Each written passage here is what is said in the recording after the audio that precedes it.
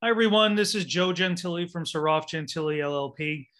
Today, we're doing a video on mandamus lawsuits for immigrants. So, mandamus lawsuits are lawsuits that are brought when the government is taking an unreasonably long time to decide an immigration petition or application. And in these lawsuits, you sue the court, you sue the government in federal court, and you ask a judge to force the government to make a decision. They're very effective. They work most of the time, and they are becoming increasingly a more popular tool with immigrants to get a decision when they've been waiting for too long. There are some myths surrounding these cases, some common misunderstandings that we come across a lot. So today I'm going to go through 5 of them. So the first myth is that if you file one of these lawsuits, the government is just going to deny your case in retaliation for suing them. We have not seen this happen before in our own practice, and in speaking with other colleagues that regularly file these cases, I haven't heard of a single instance of this happening. It just doesn't seem to happen.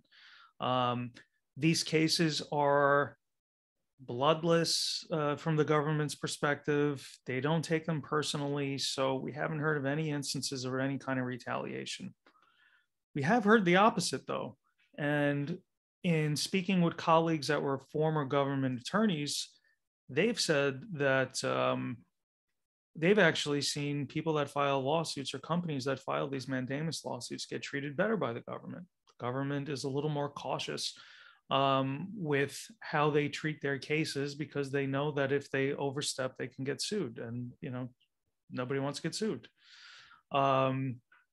Myth number 2, mandamus cases are federal litigations, they're federal lawsuits, and all federal lawsuits are expensive.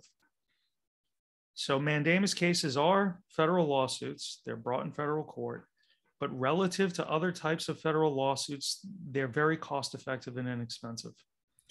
The reason for that is because a lot of the attributes and things that generally make federal lawsuits very expensive are not present with mandamus cases. Federal lawsuits can take a really long time. Mandamus cases usually go very quickly. Federal lawsuits have typically a lot of steps to them culminating in a trial, and there's discovery and other things that are very expensive to do in between. Mandamus cases are very streamlined. Generally, there's no discovery, and cases are decided based off the record that's already been created, so they can move very quickly and generally inexpensively, at least in comparison to other types of federal litigation. Myth number 3, the government always wins. Judges are part of the government and they favor the government, therefore you can't win. This is very much not true. The vast majority of mandamus cases that are brought by an experienced attorney, they resolve successfully, mostly within 60 to 90 days or so. It doesn't happen 100% of the time, but it does happen most of the time. Most of the time, these work out very favorably for the people that bring them. Myth number 4 is the opposite. I've heard some people express an opinion that mandamus cases are always successful. You file a lawsuit and then, shortly thereafter you get a decision. Works every time. It's not true, unfortunately. There's a minority of cases that the government decides to fight, and sometimes the government wins. It doesn't happen often. It doesn't happen every time, but it does happen. Worst case scenario when that does happen is that you're in the same situation you were in before you brought the lawsuit. If you lose a mandamus case, it typically doesn't negatively impact your immigration petition, whether it's going to get approved or denied or extra scrutiny or anything like that. It just means that the case didn't speed up. And then there's myth number 5.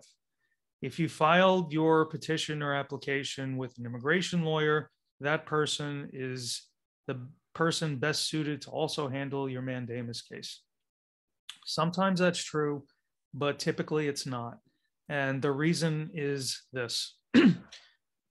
The skill set needed to be a good immigration lawyer that does applications and petitions is very different than the skill set needed to successfully handle federal litigation.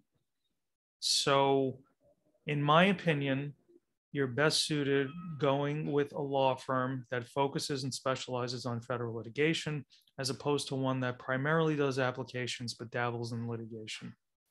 And that's because, again, it's just the experience is completely different. Just because you're good at doing applications doesn't mean that you're going to be good at doing federal litigation, and vice versa. So my overall advice is, whenever possible, it's best to hire specialists to handle legal issues rather than generalists or people that dabble. So those are the 5 myths that we're going over today. If you have any questions, please feel free to reach out anytime. Thank you for watching. Much appreciated. Bye-bye.